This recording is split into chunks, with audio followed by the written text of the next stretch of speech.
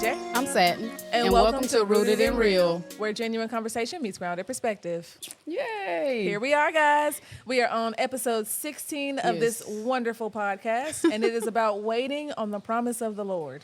Yes, waiting on the promise of the Lord. I came about this topic, right? Because I was having a discussion with one of my friends at work, LaQuisha. Shout out to you, friend. And we were talking about the devotional that we get almost every day from the chaplain at the hospital. Right. And it came on the Saturday before Easter, and it was talking about how, everybody knows about Good Friday, everybody knows about Easter when he rose, but nobody ever talks about Saturday. And Saturday is that period of waiting where, of course, now we don't have that period of waiting because we know that Jesus rose on Sunday. Right. But the people that were actually in the thick of this watched their Savior be beat and, killed on a Friday and had to just believe that he was going to raise up on Sunday. That's right. Like he said he was. Right. And I mean, of course, you would think, well, they saw him do miracles. They saw him do all these things. Of course they know he's going to raise up. But honestly, we think about things like that sometimes, and we say, well, I know God's done all these things for me, but will he do it this time again? Will he do it again? And to them, this was a big deal. Like, this was their Lord and Savior that has died. That's right. They have imagined that this man was going to save them, and they're like, what now? Right. What now? So it's the heartbreak of Friday, and then having the patience to wait for the promise on Sunday. Yes. A minister at your church just taught on this last Friday. You like how I phrased that, didn't you? And it was you've heard variations of that type of sermon before, especially around Easter, but it was such a relief to hear it in a different light because that's what he discusses, the waiting. And what's funny is I've never heard anybody talk about this topic before. Yeah. That I remember anyway. He discussed that, and when I was just grinning because I was like, this is so on point because this is what AJ wanted to speak about. This is what we're talking about. Yes. Yeah. So I love the idea. I say love, but the idea of like the patience that is required to be a Christian. Look, man. Of course, there's patience in everyday life if you're not a Christian, blah, blah, blah. Right. But like the specific patience of waiting on God to do something that you feel that you are, that God has promised you or that you know is going to come to pass. That's right. You just don't know when. You just don't know when. So. To know some of it and not all of it, it's just, ooh. Yeah. Yes. Jesus. You're doing that to me currently, but that's cool. That's cool. That's cool. Like God is like, hey, this is going to happen. Don't know when. I know when, but you don't. I don't get to know. I just know that it's going to occur at some point. Right. Like a life, whatever. It's fine. We'll talk about it another time. But it's going to occur.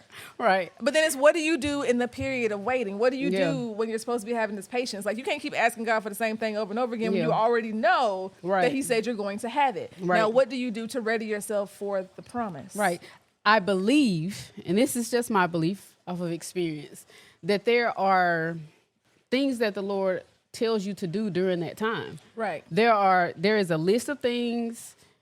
There are priorities and preparations that go into it to make the wait not seem like a wait. Okay. And then you don't feel like you have to exercise patience. The problem is, even though there are things that he's given us and we know, or what I believe is the problem, even though we know that he's given us this list of things, we're like, why do I have to do those things when I already know that he's going to give it to me? Right. Yeah, like I already know that's the human nature of it. It's like, he already going to do it for me, so why do I have to do those things? Because that is part of the process in the waiting. Now, I know this is contradictory, right? Yes. But like, that's so Raven. The show. Okay, well listen. Wait a minute, what? Listen, okay, and follow me, guys. Follow me. Follow her. Follow me. Because I didn't never watched it. So I know, that's so Raven. She specifically has like visions. Okay, like we don't believe in it the way that we believe in for God. But she would have a vision. She would see what was going to happen. Right. And then there would be the whole episode is about a series of events of her trying to either stop the thing from happening or make the thing happen. Okay. Because she knows it's going to happen. That is your generation. Instead of her sitting back and either just letting life play out the way it's supposed to or whatever, or doing she is actively working to change the vision or make the vision occur. Right.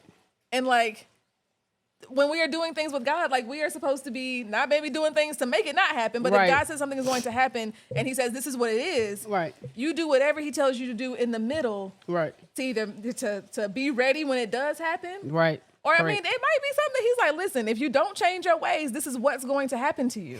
So it might be a vision. It might be a season of let me change what I'm doing. Right. Because I don't want that thing to happen to me. And he's giving you an opportunity. Old me dies away. New me is reborn. Right. It's the butterfly. True. Metamorphosis. Yes. Which Butterfly. the minister at my church did a 3-part series on metamorphosis. Oh, wow. Yeah, the transformation and the transition. Okay. It was great. That Fantastic. sounds good. Minister David did an awesome job. Minister David. Yes. Speaking of somebody that waited. Speaking of people that waited. David waited. Now, I looked up some things because the one I knew the most about was Abraham and Sarah. But I was like, you know what? Let me look up and see who else had to wait on their promises. Yes. No matter what. Like God, told you, hey, you getting this, but you got to wait on it. Now, David was one of those. Yeah, it was so many jokers in the Bible. And the reason why I was so many of them jokers is because there's so many of us in so many varying situations that also have to wait. And our wait may not be the same as Abraham and Sarah's because, because they were Abram and Sarai. Yeah. But it may not be the same as those, but it may be a David. It may be a Jonah. It may be a Joseph. It may be the Israelites. Girl, you know what? A bunch of us. Yeah. But okay, specifically. So yes, David waited about 12, 13, something like that years, a little over a decade to become king after King Saul. Now, the thing that I think that makes that a big deal is because Saul tried to kill him. Yeah. They was Saul enemies. tried to off that man. Yeah, and he was like, you know what? And he had the opportunity to kill him. Yeah. And did not do it. Right. And God, in my mind, I'm not saying the Bible says this, but in my mind, God honored him Yes. for not killing that man. He did. That's and what I would we say for no discussed. reason, but I mean, if you coming after me, right. I got a reason to kill he you. the op. He the op. He the op. Saul was the op to David.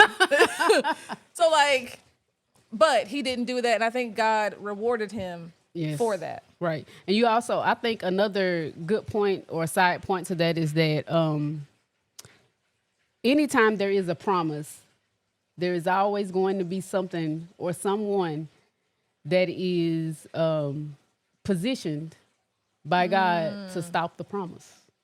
That God allows, I don't want to say position, but he allows them to enter into that sphere to see if you're doing the things you need to do to make sure that your end of the promise is being upheld. Yeah, you're part of the bargain. Right. And so I think a good indication that the promise is near is the more ops you face, the more tribulations and trials. And that's not, that's just my You personal. having a bunch. That's my, you know what? Who? You know what? You having a bunch of them trials and tribulations, boo. That's a lot of disobedience, though. I mean, it is. Yeah. It is. But a lot of it is disobedience, and a lot of it is I say a lot of it is disobedience, but what I do, there is some disobedience, but I do believe that the majority of it is simply God trying to reposition my view and change the way that I do things. Yeah. Because yeah. I'm more of an independent. I'll fight every demon. I don't got no problem. Let's fight. That's fun. That's the thing. That's why. Right. But that's for why God, you were out here in the streets fighting, and the Lord said, "Let's use that for good." Right. And so I think the Lord is like, no, sometimes you can put them weapons down. Sometimes and let me fight your battles. I'm like, I can help you. Because God needs your help. He don't need my help. But anytime it's a good fight, it's like, ooh, you be itching to get into it. To get in.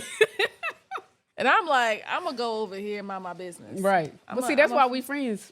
Because something happened, I'm gonna be like, let's fight. You're gonna be like, I don't want to. Like, okay, let me do it. Let me do it. I want to be involved. Okay, but my original couple that I thought about was Abraham and Sarah. Right. So God had told this man, listen. He told him, listen. Right. I'm gonna give you more descendants than you could ever count. I mean, like you're gonna be so rich in this world. Like, so many blessings are going to come to you. I'm going to give you a kid. But hey, when I get to be about 80 years old, and you talking about I'm gonna have a son. Yeah. What?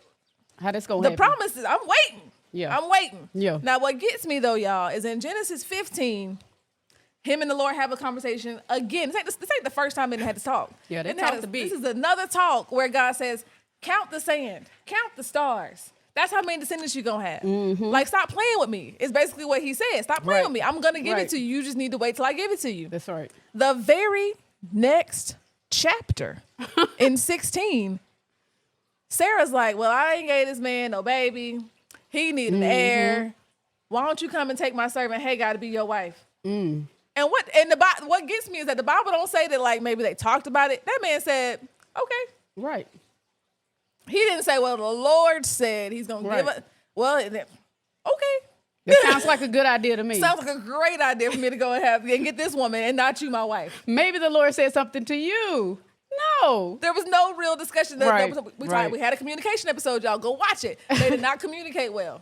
They didn't. Because this man, if my husband just had a whole conversation with God that he's going to give us this thing and we just have to wait on it, I hope. Why wouldn't you tell me that?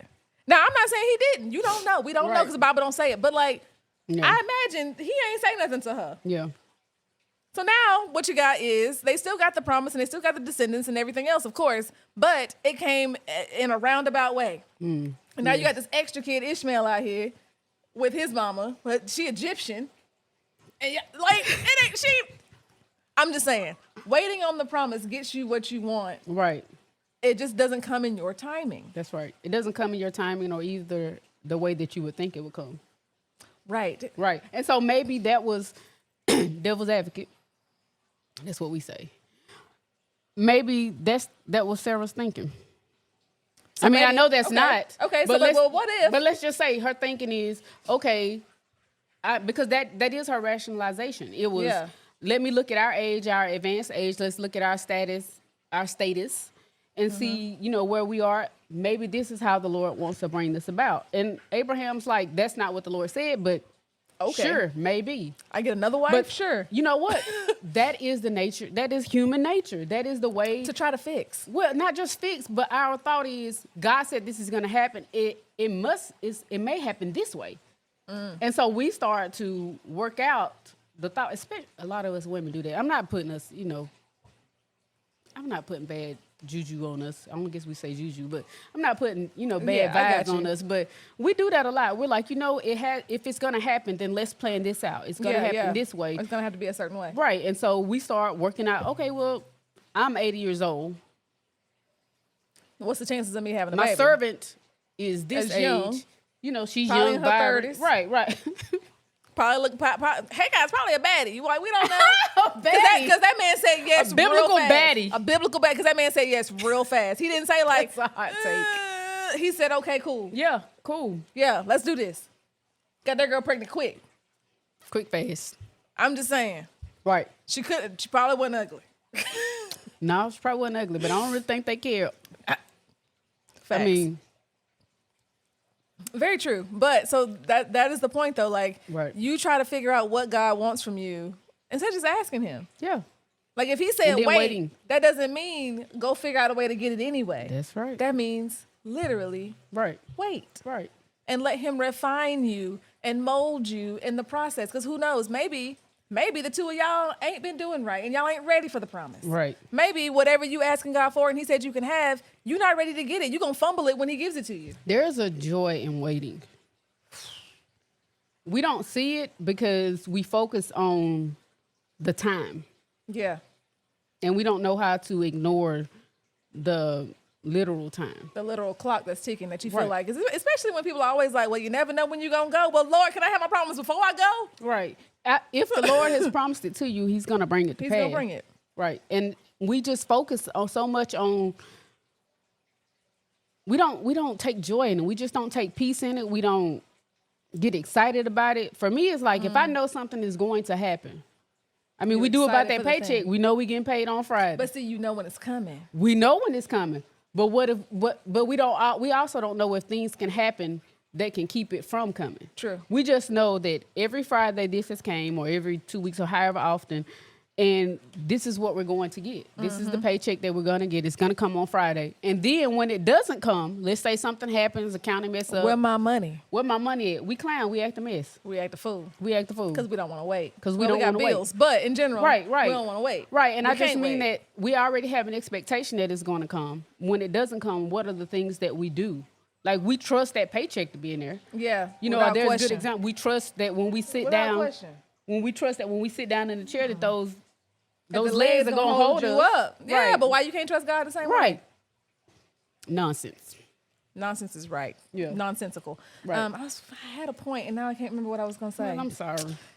All right. So another person that we thought about besides them was the Israelites. They're the biggest ones that did not believe in God's promise, and then they paid for it. Right. Dearly. Dearly. None of them got to see the promised land. Yeah, all of them had to They die had off. that. They had all of them had to go. Die. Okay, all of them had to go. Cause what is you doing?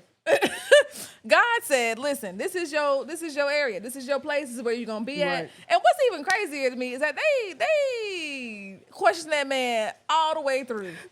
Every step of the way, they questioned God. And when He showed them, "I got you," it's like they didn't even remember the last time He said, "I got Right. you." Right. They didn't even remember. They're Right. like, well, this new challenge has come about. Is God going to help us again? Right.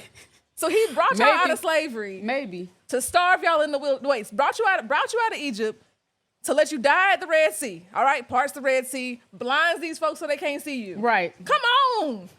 You done seen a whale. Miracles. You done seen all kind of fish and whatever swimming on the side, and you like, I still don't trust Him. But we do that. We do that. We do that. I said do. My bad. we We do that. we do that. So He does something for us, and then so we say, "Oh, is He gonna do easily. it again? So Is He easily. gonna do it again?" Because it's not as big as that. Right. So we feel like we're not the same as them. Yeah. Because He showed them signs and wonders. Right. And we're like, well, mine are smaller, so like, Yeah. it's not the same as them, Right. right? No, it's the exact same thing. Yeah. So He did all of that for them. They were hungry out there. You thought He was gonna He brought you through there to starve you out here. Right. Okay. Then He gives you food for it. Says, Right. don't take too much. You take too much anyway, even though He said He gonna give you Right. some every single day. What is wrong with y'all? Well, see, you also got to think they were looking at where they had been more so than where they were heading. You know, they weren't focused on we're heading to the promise, and anything that happens on the journey along the promise, God is already going to take care of me. Ooh, the journey to the promise. The journey to the promise. They were looking at where we had been and how things were there. Yeah. And Because they said that. They were Right, like, right. we could have, I mean, we could go back and die in Egypt. At least Right. we'd be fed. right, and so they had no understanding. There's no reference point. They There's don't know no what the reference promise points. is Yeah, like. that's the best way to say it. They They had don't no know what it reference is. point, and they had no way of saying, okay, let's put it like this: the first time He does something miraculous, and they're like, okay, He done it. That's just building trust. That's like True, like us. to them, yeah, to them, Like regular people. The It's just- first time God put gas in you know, you got you on E. I done this plenty of times, especially early in my walk with God. I mean that. Lord, make this stretch. Man, that's my homie. I don't even think I ever asked, make it stretch. I'm just like, I got to get to work. If it stop along the way, at least I'm halfway there. I'll figure out the walk. rest. That has always been my thought. I'll get as far as I can get until I can't get there, and then I'll figure out the rest once Yeah. I get there.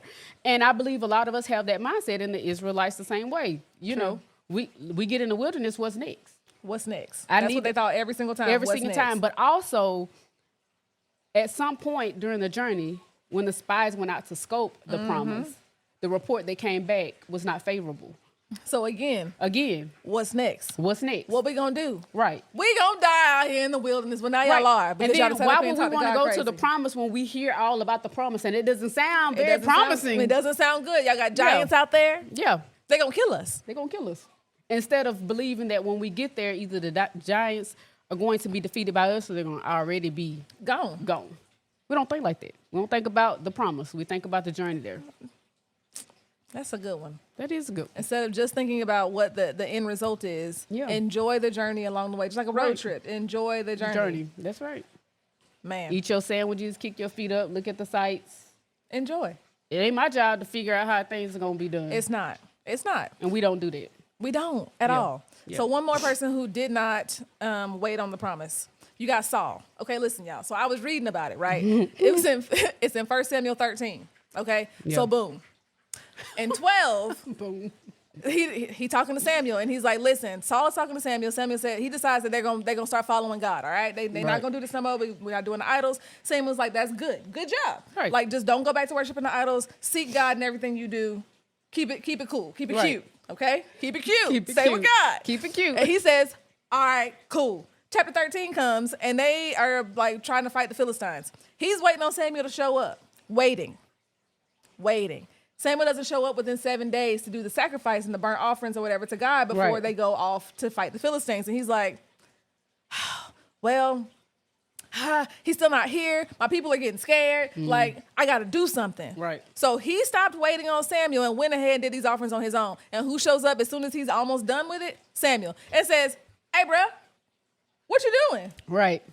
And he says, well, like, that's what I imagine being like. What had happened was, my men were scared. The Philistines are right there. I knew we hadn't acknowledged the Lord yet, and you weren't here. You were taking so long to get here. So I just went ahead and did the offering so that God would be with us.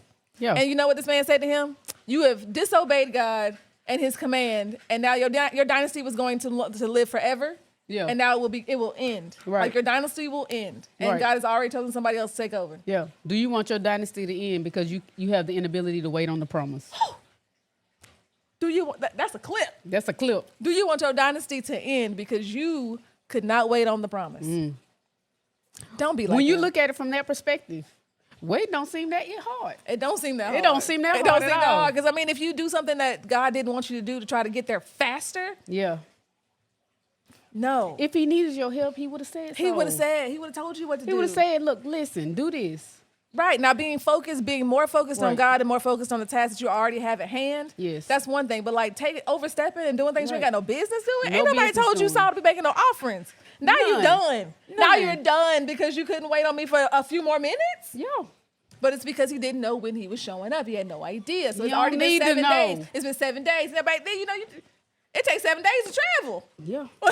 7 days is a long time. It is. And they don't have no phone to text and be like, hey, it's going to take me a couple more days. I'll be there in a minute. He had to literally wait on silence. I'm to at the see tree when by the creek. I'm at the tree by the creek. From this estimated time, it's going to take me. GPS says it's going to be about 30 minutes. So I'll be there when I get there, bro. I mean, they did. They had the moon and the stars. But, Yes, and all the good stuff. But, he Yeah. did he even come? He sent Yeah. for him. Is he coming? Yes.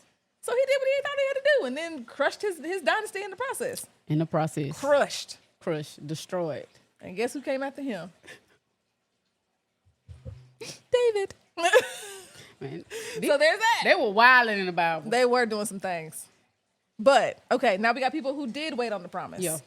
And Joseph. Joseph is a great example of somebody who actually waited on his promise. Yeah. He got sold into slavery because his brothers was jealous. But his daddy was showing some real favoritism. Let's be for real. Yeah. His daddy was, he gave him a Yeah. coat. He treated him better than all the rest. And it's a million of them. And you treating one better than the rest, I might not be too cool with that either. But point is, I'm gonna say y'all should have been favorable in the Lord's eyes.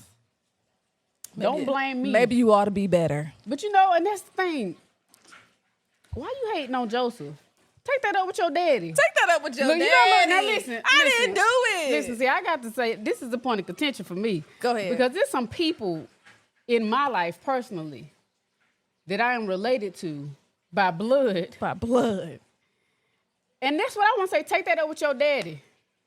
Because it wasn't me. It ain't had nothing to do with me. It wasn't me. I won't Call sing me it. Shaggy. I won't sing it. You hear me? We're talking about Jesus this episode. I'm just saying, it just fits this. Yeah, I get that's you, what though. I want to say. Like, take that up with the person, and that's what we need to recognize just in our natural sense. Take that up with the person that you should take it up with and not take it out on me. Don't be mad at me because somebody like me better than you. I'm walking in the promise that I don't even know is a promise. Right. And that was Joseph. If God is on me, that's Look, on me. Joseph knew certain things. There were certain things that I'm sure he was aware of because God gave him dreams and visions and all of that. But the point is, I'm walking in the purpose and I'm doing what I need to do. And there's so many of us out there like that. I'm walking in whatever it is I need to do. And I'm going to the place that God has told me to go to, whether I'm doing anything or not. And because you're on the outside looking in and you're like, oh, well, they're favored. And they, but our Father is helping them get to the promise because he's doing what the Lord done told him to do. Or he's doing whatever he feels like the Lord has told him to do. And you on the sideline hating instead of getting in and saying, you know what, how can I help you reach the promise?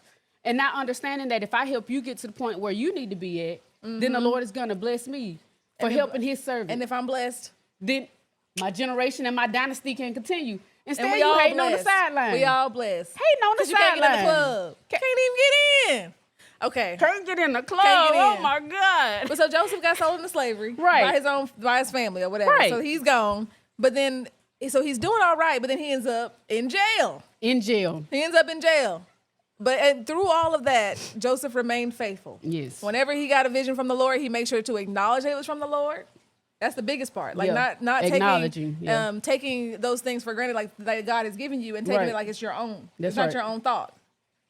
That's hard already for some people. Because if you want people to think that you're the one that's doing it, giving God the credit is already hard. Right. So he's giving God credit and saying, hey, listen, I got these dreams.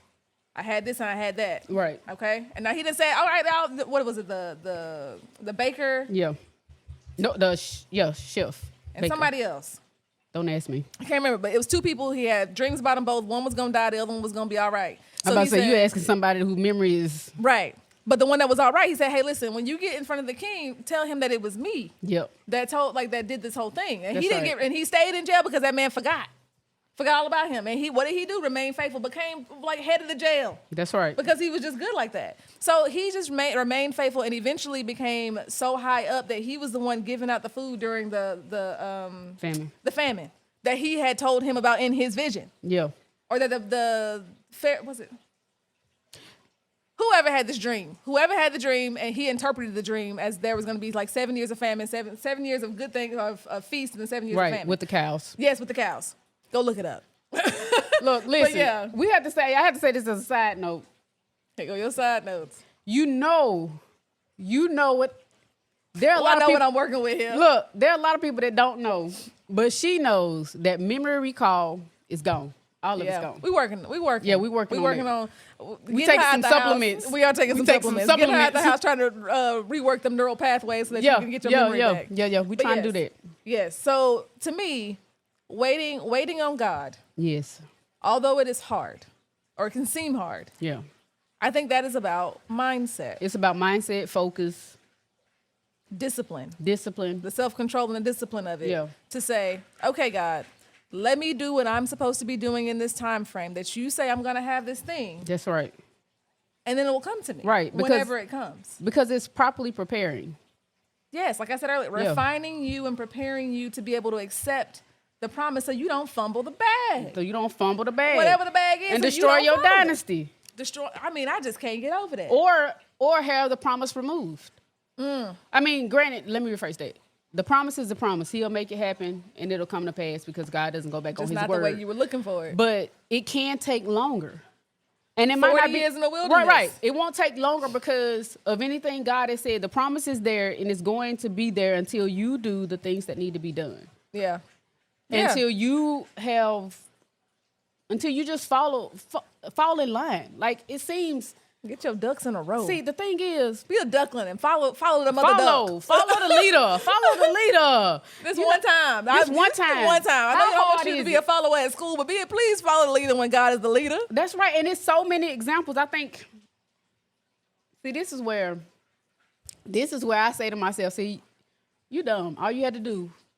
There's so many examples in the Bible, the Word of God. That gives you everything you need to know about how to be patient. And what happens when you aren't patient. It gives you an example of what happens when you are and when you aren't. That's right. Let's say I don't want to take none of those. I'm sure there's at least 5 people in your life, whether you close to them or not, that you can look at and say, they had that promise. All they had to do was wait. And you see the process. Like you're on the outside looking and God gives us natural examples of the things that he has already said. Yeah. And we still are like, I don't believe it.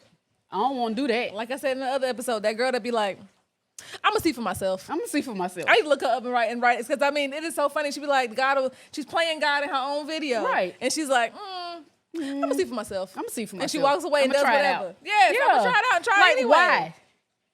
Unnecessary. Hard head, soft tail. Ooh. Yeah. Another person that waited, it's my last one. Another person that waited, I cannot remember her name, but it was the one they ended up having to give her baby back to God, to the temple. Like she nursed him and gave him back because she cried out for a baby and waited on that promise for it. That's Samuel. No? Is that Samuel? That's it. Samuel was the child. Is that Samuel was the child? They were in the temple and said, "Do you dream? It might be. Did you hear a voice from the Lord? Go back and say, Lord, is that you? Yeah, that might be it. But yeah, so she was crying. She was watching like the the wife of her husband, the other wife, Right. be blessed and have all these sons yeah. over and over and over again, where she was just barren. If Like, she y'all, was when getting y'all watch nothing. this podcast, y'all know the names. Put it in the Put it in the comments. Yeah. Yeah, because I'm gonna find out before then. But yeah, Right. put it in the comments. But yeah, so it was just like she had to wait and wait. She cried out to God and said, Yeah, Lord, please give me a baby. If you give me a That's baby, right. I will give it back to you. That's right. Which also seems like, why you want that baby so bad just to give it back to the Lord?